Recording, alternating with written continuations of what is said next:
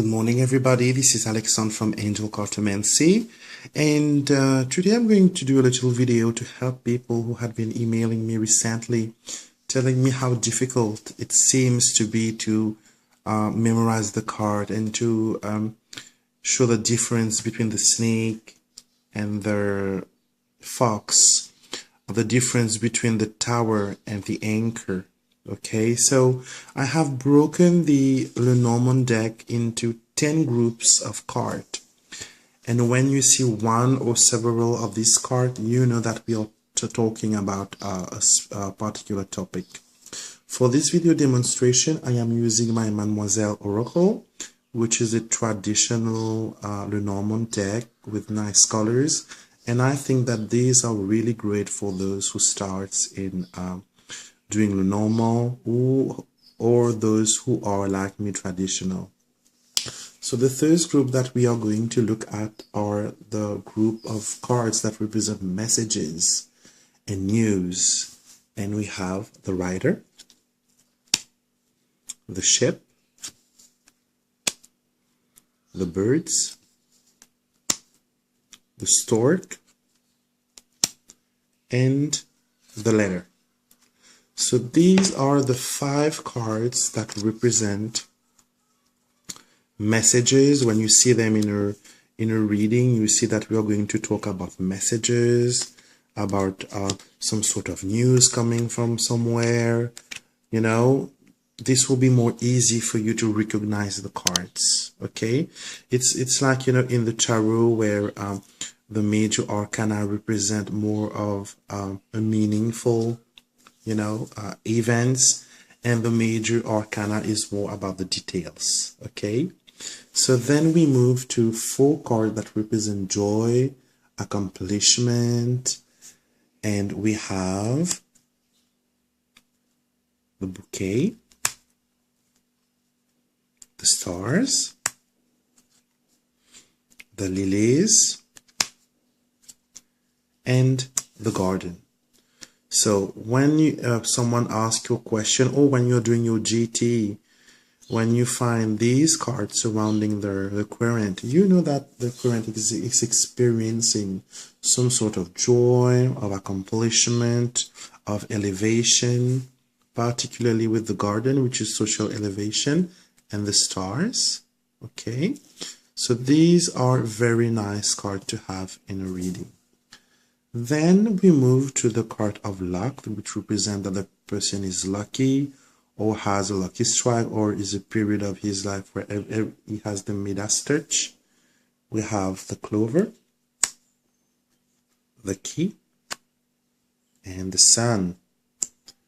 So I see these 3 cards as the most powerful in the game. So the only the clouds can actually neutralize the effects of the clover, but he can't neutralize the sun. He can hide it, but never kill it. And also the key, which is for me the talisman, which is the best card to have in a reading. The next group is about the stability and security, and we have 3 cards, which is the anchor, the bear, and the high tower. So when you have these cards, it's about being anchored, stable, you know, you have strength, and you can handle any situation in this context. Then we move to feelings and emotion, where we meet the dog, the ring, and the heart. I think that everyone knows that. It's the easiest, I believe, card to memorize and to interpret, because they are on the same thread. So I'm trying to put each card in a category, in a thread, or under an umbrella where you can easily recognize them when you see them appear in your reading. Then when it comes to intuition, to psychic, we have 2 cards, which is the fish and the moon. So psychic awareness, about feeling, insight. It can be about dreams, everything that bring your intuition into work.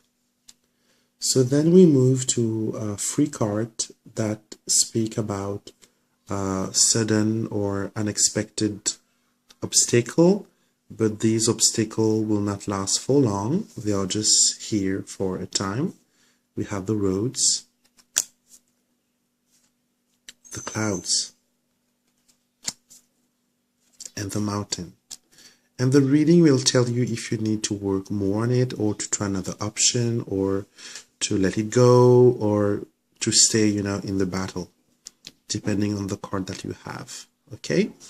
So then we move to the sneakiest card. We have 3 cards that represent jealousy, attacks, and, being a victim of circumstances. We have the snake, the fox, which is flattery, and the mice. So the difference is that the snake attacks, firmly. She doesn't need to be undercover. You see a snake, it's a snake. He will attack you if it is daylight, or, even if there is people around you, she will always attack you. The difference is the fox is undercover.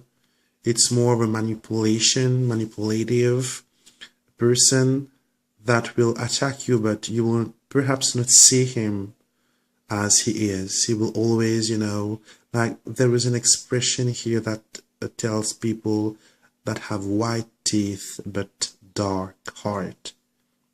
Bright smile but a very dark soul. This is the fox. The mice instead is more undercover than the fox.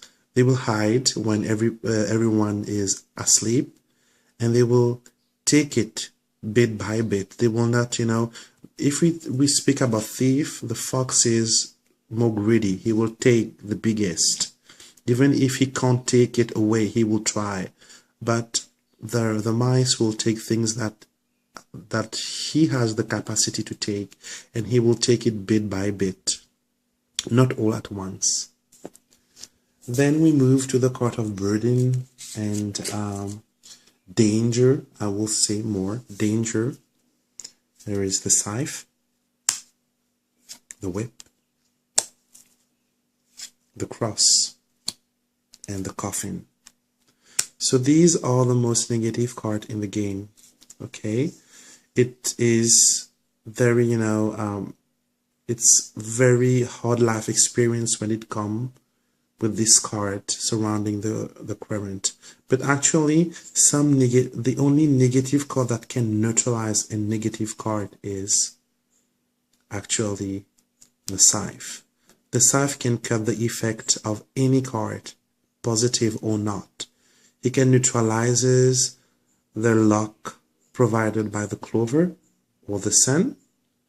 It can neutralizes the obstacle of the roads and the mountain.